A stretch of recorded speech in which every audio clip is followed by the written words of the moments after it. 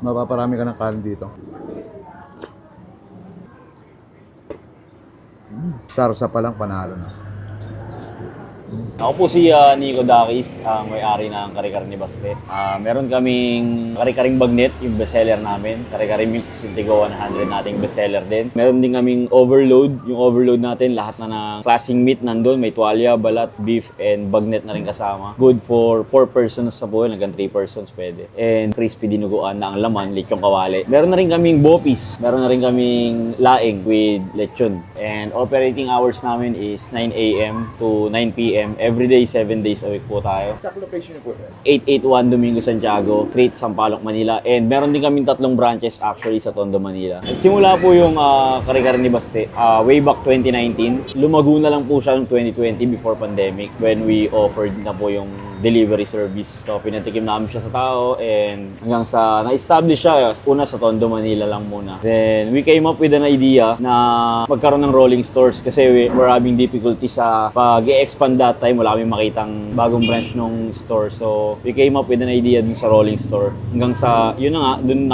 namin nakita yung success talaga sa rolling store. Kasi, papark ka lang sa isang lugar, tapos i-offer mo na yung masarap na dish katulad ng kare-kare namin. Hanggang ngayon, ganun pa rin yung system, ganun pa rin yung ino-offer namin. And nagkaroon na kami ng actually halos 10 rolling stores na around Manila and sa mga karating nating city such as Malabon and Caloocan, meron na rin tayo. Ngayong 2025, nagkaroon din kami ng sariling branch with dine-in sa Sampaloc. Ito, we offer the same services, we delivery services pa rin kami. Bakit po binabalik-balikan ng Kare-Kare ni Baste? Actually, marami ng nagtanong, iisa lang yung sagot ko sa ganito. Yung kare-kare kasi namin, maraming competitors, maraming nagluluto ng kare-kare. Pero ang nilamang namin sa recipe namin, mulat sa pool nung 2019 na nagsisimula kami, laging may kasamang pagmamahal bawat kilos. Yun siguro yung hanggang ngayon nagdadala sa amin. Hanggang ngayon, nagta-thrive pa rin kami kahit saan kami magpunta. Lagi lang may kasamang pagmamahal. And kasi family run business to eh. So natural na talaga yung pagmamahal dun sa ginagawa. At ay mga kabangers, nandito tayo ngayon sa Kare-Kare ni Baste dito sa Domingo Santiago Street, Corner, Visayas, dito sa Sampaloc, Manila. Dinayin natin yung Kare-Kare ni Baste. 200 pesos tong kinuha natin. Overload, may kasama na siyang laman ng baka. Ayan. Alit yung kawali. Ito yung balat. Ayan. Tuwalya. Dami na rin na 200 pesos. Kung gusto mo naman yung may rice, siyempre mas konti yung serving niya. 159 pesos, may kasama na siyang kanin.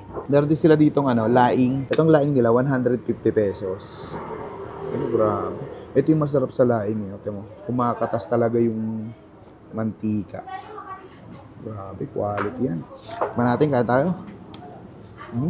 Tikman nga natin. Kaya tayo. Malasa na siya. Kahit hindi mo na nga lagyan ng ng bagoong, malasa na. Yun, no? Grabe. Lagyan natin ng sauce. Lagyan natin ng konting bagoong. Kain.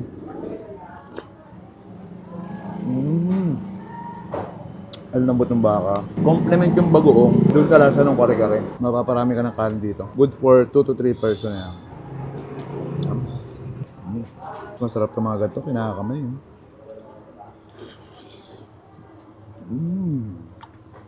Grabe. Sarap. Kaya pala nag-trending ang Kare-Kare ni Baste. Sarsa pa lang, panalo na. Tuwalya. Balat ng baka.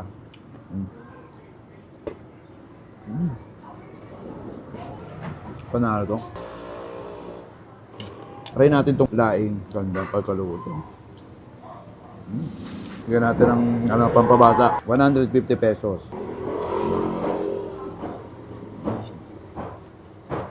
Suwabe.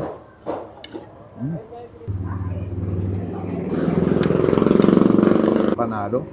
Sarap na ito. Sulit yung dayo sa lasa. Panabis tayo na ang Kare-Kare ni Baste dito sa Domingo Santiago Street, Corner, Visayas. Napakasol dito mga lods. Panalods. Paano? Kuha pa akong kanin. Nabitin ako.